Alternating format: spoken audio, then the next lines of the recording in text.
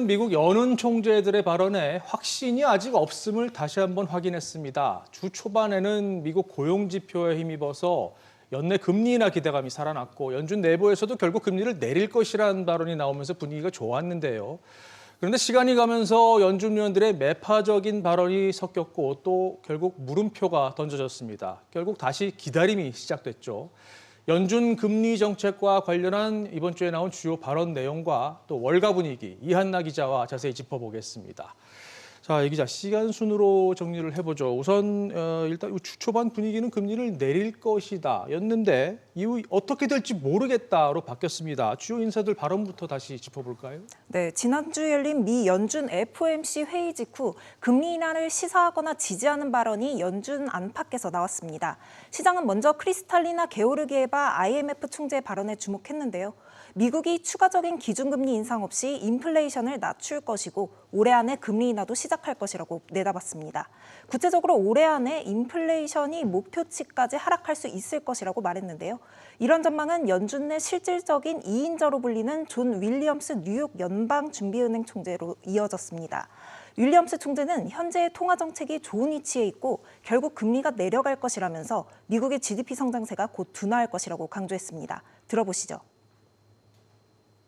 Right now, we're seeing consumers continue to spend. Businesses are investing quite a bit right now. But I think you have to understand it in the context of this supply side, boost that we're getting. So my forecast for growth this year is somewhat slower than we saw the 3% we saw last year. Probably something in the 2 to 2.5% GDP growth for this year. 네, 지금 뉴욕 연은 총재 발언 들어봤는데 시장의 기대감을 높인 발언은 또 있었죠? 네, 맞습니다. 토마스 바킨 리치먼드 연은 총재 역시 현재 금리 수준은 인플레이션을 중앙은행 목표치인 2%로 되돌릴 수 있을 만큼 경제를 냉각시키기에 충분할 것이라고 봤고요. 월가에서도 연내 금리 인하 가능성을 높게 본다는 긍정적인 의견들이 쏟아졌습니다.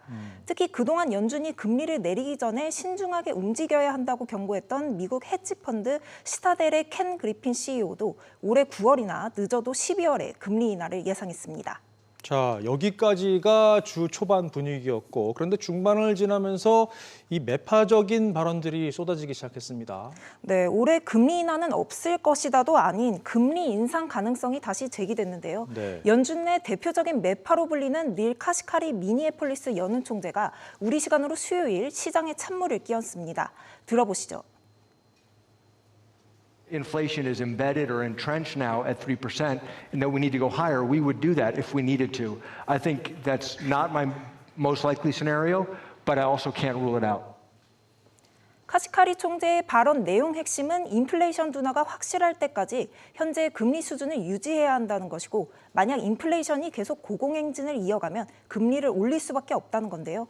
지난주 파월 의장이 이 FOMC 회의 직후 기자회견에서 금리 인상 가능성에 선을 그은 것과는 상반되는 발언입니다.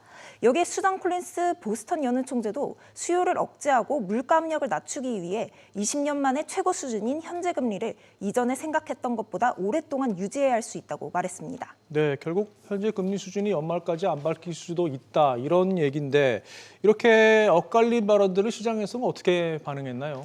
네, 시장은 금리 인하 발언에 아무래도 더 무게를 두는 모습입니다. 네. 시카고 상품거래소 페드워치를 보면 12월까지 연준이 금리를 2차례 인하하는 것을 가장 유력한 시나리오로 보고 있습니다. 얼마 전까지만 해도 12월까지 한 차례 인하 가능성이 가장 높았던 것과 비교하면 인하 기대감이 상당히 커진 상황입니다.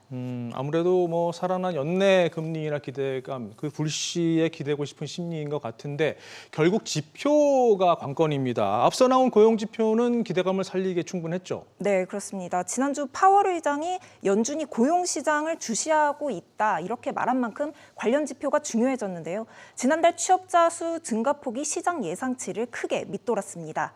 그동안 뜨거웠던 고용 시장이 물가 상승의 원인으로 지목돼 왔기 때문에 시장은 놀라움 속에 환호했는데요.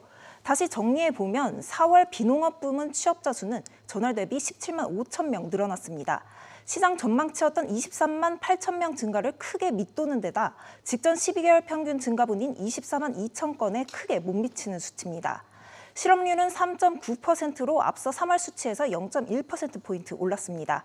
1년 전과 비교한 평균 임금 상승률도 역시 3.9%로 2021년 6월 이후 2년 10개월 만에 가장 낮았습니다.